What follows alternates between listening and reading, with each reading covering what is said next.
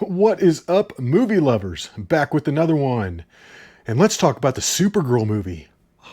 I mean, is anybody else getting tired of hearing about that movie? Yes, it's not a good movie. Yes, it's bombing. Yes, it has low ratings.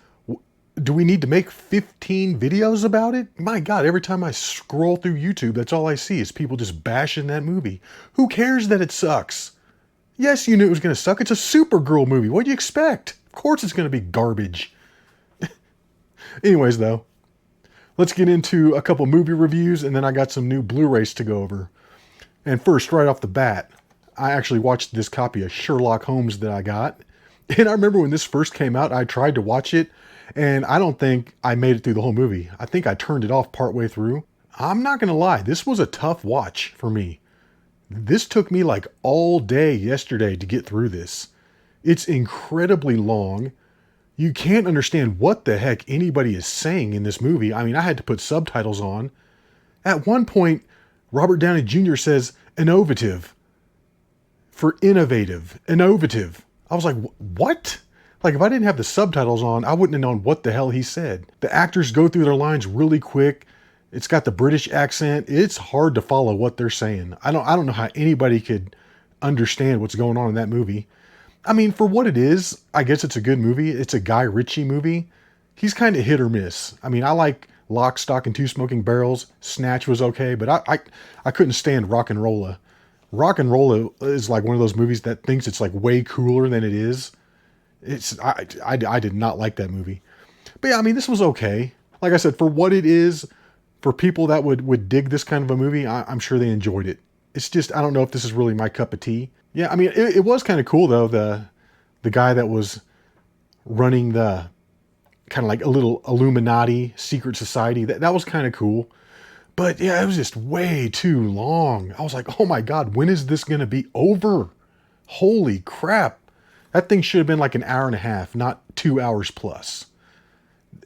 But other than that, it was okay. Like, it was a well-made movie. Honestly, if it didn't have Robert Downey Jr. in it, I mean, he was just really entertaining. If he hadn't been in that, I don't think I could have finished it. I think I would have turned it off for the second time. But yeah, moving on. And I actually watched all three of these today. All three of the Taken movies. I was going to try and watch Ford versus Ferrari. That's high up on my list. But I just wanted to get through all three of these and watch them. And I'm just going to review all three movies at once, kind of talk about all of them. Spoiler alert if you haven't seen them. But yeah, like most trilogies, the first one is the best, and then they just progressively go downhill. Each sequel is just not quite as good as the one before. But I would say they should have stopped at the first two. I thought the first two were great, really good. The third one was a little too much, just way over the top. I think they could have done without the third one. And the third one was really long too. That thing was almost 2 hours long. I thought it was way too long for that type of a movie. And it's good. I mean, Liam Neeson is excellent. God, yeah, but the daughter was so obnoxious in the first one. Oh my God, I got a pony for my birthday. Yay. Daddy, can I go with my friend over to France? We're going to go to museums the whole time. Just straight up lying out her ass. She lies in every single movie. Every single one of the movies, she lies. In the first one, she tells her dad that she's going to be going to France and they're going to be hanging out in museums, when she's really going there to follow a rock band around Europe, and they're going to be traveling all around with their other little dipshit 17-year-old whore friend. I mean, they're so stupid. As soon as they land and they're in France, you can tell they're doomed because they're so goddamn dumb. It's like, yeah, you can tell they're from California, and it's like they've never had to deal with any hardships or anything in their whole life. They've just gotten everything handed to them. And they're all just so stupid acting too. Just, I mean, turn the music on and dancing by herself. And like, they meet the one guy as soon as they come out of the airport. They share a cab with him. I'm going to have sex with him tonight. Yeah, I am. He was cute. I'm going to totally have sex with him tonight. Like, oh my God, I wanted them to get taken. I wanted them to get kidnapped because they were so dumb acting. And then she tells her dad a lie in the second one too. I can't remember off the top of my head what it was. And then in the third one, she's lying again. The daughter telling her dad, oh yeah, my friend found this puppy behind a building and I was thinking about taking it. When really she was going to tell her dad about being pregnant. But no, she just lies and says, oh, my friend found a puppy and I'm thinking about taking it. Like, how do you just lie with ease like that? How do you just make up a story like that on the spot and just lie your ass off? Oh, because you're a lying hoe? That's why. That's why you're pregnant too. I know I'm being a little hard on the young women in the movie. At least they weren't covered in tattoos. That's the only good thing. At least they didn't have their whole arm sleeve of tattoos and all these garbage doodles and shit on their neck, looking like total trash. And then the other girls in the third one in the bathroom, they're like, oh my God, he was such a jerk. You just hear these two girls talking as the daughter's hanging out in the stall trying to hide. Yeah, he was such a jerk. I dressed way skimpier than this, and he didn't even buy my drink for me. Yeah, I dressed way skimpier than this. Yeah, but was he hot though? But was he hot? Like, dude, why do you make these women out to be such dingbats? Just such stupid people, low IQ people. Man, and then we wonder why they act like that in real life. Quit showing them like that in movies. Give them some actual personality. Don't make them fucking stupid whores. But the movies were good though. As far as like the action and stuff, excellent. Especially the first one, man. Like I said, the first Taken movie is the best. I mean, he just goes after those people, dude. It's like 10 hours later, dude, and he's in Europe tracking people down. You don't want to mess with Liam Neeson. I mean, they did kind of make him a little too invincible. I mean, it's like you really never felt like he was going to get beat up or anything. Anytime he got in a physical fight with somebody, he just beat their ass so quick. I mean, he did have a couple fights where he got hit a few times, but for the most part, he was like an unstoppable machine. They just knew everything, knew how to get out of every situation, which was cool. However, I don't know if I liked the way that they filmed the action scenes. Just real quick little clips that were like maybe a fifth of a second long. Just images, boom, boom, boom, boom, boom. So you really couldn't actually see what was going on with any of the fights and stuff because they were just such quick hitting little clips. And they worked okay for like the hand-to-hand fight scenes, but in the third one it did not work, especially during the car chases. It's like, dude, you couldn't even see what was happening because it was just like side of the car, wheel of the car, guy's face driving, top of the car, front of the car, back of the car, side of the car, wheel again, face again. I mean, just like, just these little scenes that were like a fraction of a second long. It's just so crazy too because he's doing all this stuff to save his daughter, but yet he causes that auto wreck that probably killed 4 innocent people. When that big old 18-wheeler jackknifed and then the big steel cargo container flew off and was like crushed like 4 cars. Yeah, I'm sure it killed everybody in those cars.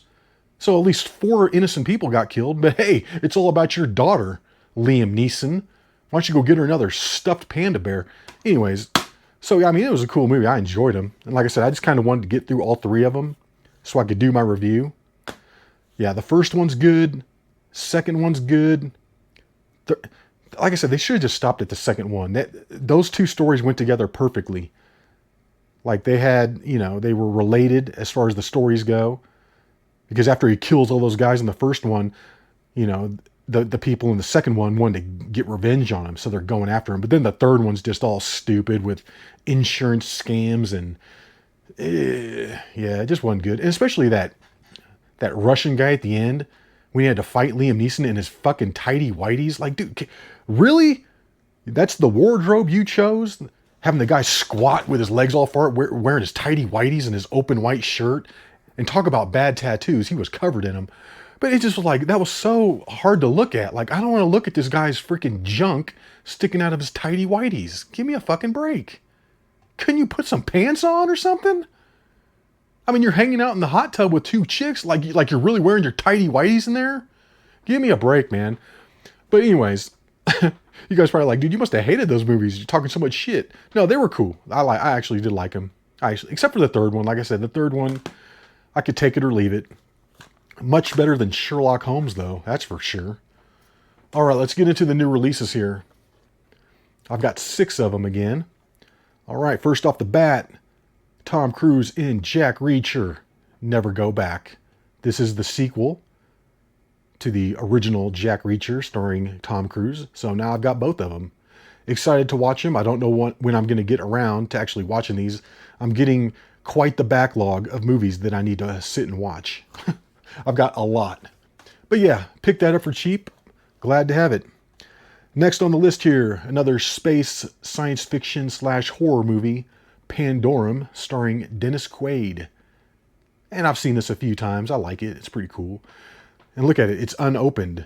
It's an unopened copy. And I think this was only a couple dollars. That's why as soon as I saw it, man, I snatched it up. I was like, heck yeah, let's get that. I love buying brand new unopened Blu-rays. They're my favorite. Moving on. Solo, Star Wars movie. This is the second time that I bought this because the original one that I bought off of Vinted, I got burned. It did not include the actual movie. It just had the bonus disc in it. So, I think this came around, I think this was like $2.85 or something like that. Or maybe $3. So I went ahead and I grabbed it. And this has both discs inside. Pretty cool. And these are like mint condition too, untouched. So we've got the bonus disc here and then the actual movie. So yeah, I went ahead and I swapped those into the old case, which was a little better. Kept the slip case. And now I've got a complete set. And like I said, I did get burned on that first deal. But I felt like the old lady that sold me this probably thought that that was the movie. I really have a hard time believing that she straight ripped me off with the way that she was being so nice afterwards. Like, she gave me a really good review, and she was the first person to actually follow me on the Vinted website and stuff. So she was being really nice. And maybe she wrote on there that it was just the bonus disc and I missed it.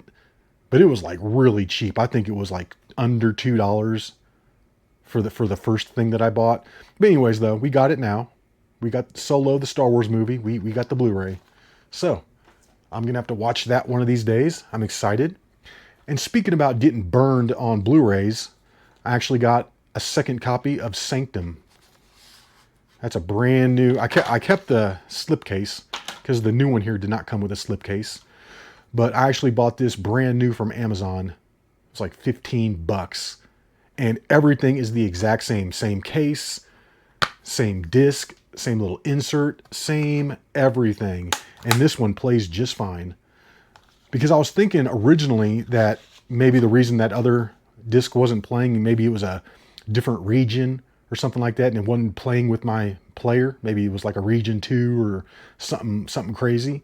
But no, it's the exact same disc. So it was just a bad disc. Just a bad disc. And I think that seller knew it was a bad disc, and they were just trying to unload and rip somebody off. So like I said, sometimes you are going to get ripped off on Vinted. If you buy enough movies on there, something's going to happen down the road. However, for as cheap as you can get movies, and for the fact that 98% of the time you're going to get a good deal, I think it's totally worth it. Yeah, I'm addicted to that website. You know what I just noticed here on this Solo? Look at that. Part of the sticker right there. I'm going to have to get that off later. That annoys me. Yeah, I caught it in the right light. And I saw that. Not cool. But then I got 2 other movies from Amazon. Because if your order is over $35, you get the free shipping. I don't have the Amazon Prime. Personally, I think Amazon Prime is a ripoff. I mean, they tell you you're going to get it like in 2 days, but then sometimes it takes longer. And like, I ordered these movies just a couple days ago, and they said that they were going to be showing up on Sunday. I got them yesterday. Like I said, I think if you just order more than $35 worth of stuff at a time, you don't need Amazon Prime. You can still get the free shipping. But next on the list here, Nacho Libre. I love this movie. I think this movie is hilarious. Oh my God. This, like Napoleon Dynamite, those movies are so funny. Just the dumb comedy. There's nothing serious going on in these movies. They're just fun. I love this though so much. So many Ramses at the party. Ramses. And he's singing that little song. Yeah, Jack Black is hilarious, man. Yes, he's not my favorite guy in real life with some of his views on things. Man, he is so funny in movies. And like Tenacious D, the band, hilarious. I got all their albums. And that one album, man, I'm not kidding. What's the one? 1 second, let me look. Ramses at the party. And this Tenacious D album right here. It's so terrible. Man, it's so bad. It's like Trump ruined these people. This whole album is like about Trump. It it's like you can tell he's just living rent free inside their heads in this album. It's so bad. God, and it's like 22 minutes long too. It's so short. It totally sucks. But other than that, I do love Tenacious D. I went and saw them. Wow, goodbye Nacho. But I do love Tenacious D. I actually saw them live once at the Uptown Theater in Kansas City, and I saw them right before I moved to Colorado. It was like one of the last things I did in Kansas City, and Jack Black played his ass off. Dude, he was just pouring sweat. He was soaked from head to toe, and KG looked like he didn't even want to be there. He looked like he was so bored, like, oh God, Jack Black's doing his thing again. I'm just gonna be over here in the background. I mean, he did not look like he was trying to put any kind of effort into his performance. He was just going through the motions. Meanwhile, Jack Black was going crazy, putting like 150% into his performance. So that was pretty cool seeing them, especially at the Uptown Theater, which is this real small venue. I actually saw a couple ECW shows there too. Awesome. I mean, we're talking like front row right there. Dude, I got to touch Rob Van Dam when he went by, and I actually saw Rob Van Dam do his Van Terminator first. Like, we were the first ones to see it because he unveiled it at this pay-per-view. I think it was I don't know, it was some summer show, and I remember he hit it on Scotty Anton, where he'd get up on one turnbuckle, jump all the way across, and kick the chair into the face of the other guy. And then Shane McMahon totally stole the move. That guy's a scrub. I don't like Shane McMahon at all. Do his little stupid little punches. Fuck you, man. Anyways, don't get me started on Shane McMahon. I don't like him. But I saw Rob Van Dam's first ever Van Terminator, because this was like the house show before the pay-per-view. And you could tell that they were like rehearsing their pay-per-view match, because once the pay-per-view came around, it was like the exact same match.